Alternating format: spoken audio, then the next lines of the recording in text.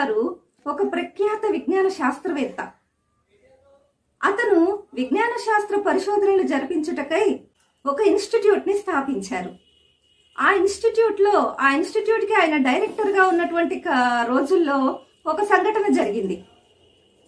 ఆ ఇన్స్టిట్యూట్ లో ఉద్యోగాల నిమిత్తమై అనేక మంది యువకులు దరఖాస్తులు అప్లై చేసుకున్నారు.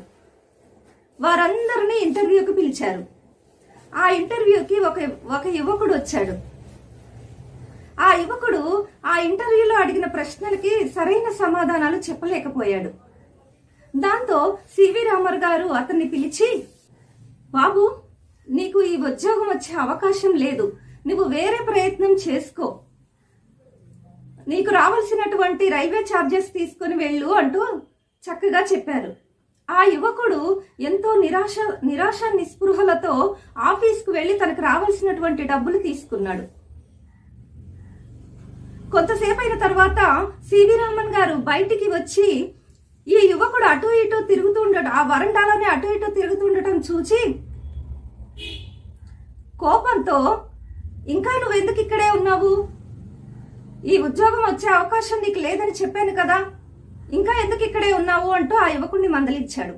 అప్పుడు ఆ యువకుడు ఎంతో వినయ విధేయతలతో చేతులు జోడించి, అయ్యా నన్ను క్షమించండి, నేను ఈ ఉద్యోగం మీద ఆశతో ఇంకా ఇక్కడ నిలబడలేదు, మీరు చెప్పినట్లే తప్పకుండా మీ సూచన పాటిస్తాను, కానీ నేను వేరొక పని నిమిత్తమై ఇక్కడున్నాను.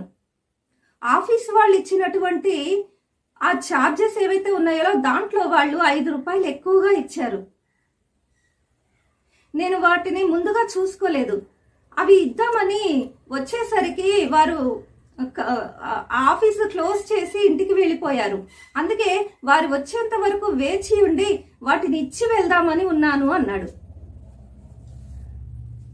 ఆ మాటల్లోని నిజాయితీ నచ్చినటువంటి ఆ సివి రామన్ గారు ఆ యువకునిపై భుజాల చుట్టూ చేయి వేస్తూ, రేపు వచ్చి కలుసుకో, తప్పకుండా నీకు ఉద్యోగం ఇస్తాను, ఇలాంటి నీతి నిజాయితీలు గల వాళ్లే నాకు కావాలి అన్నాడు.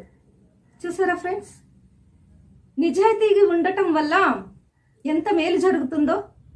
ఈనాటి యువకులు ఇలాంటి సత్యశీలతను అలవర్చుకోవాలి. కృషికి తగిన ఫలితం తప్పకుండా లభిస్తుంది.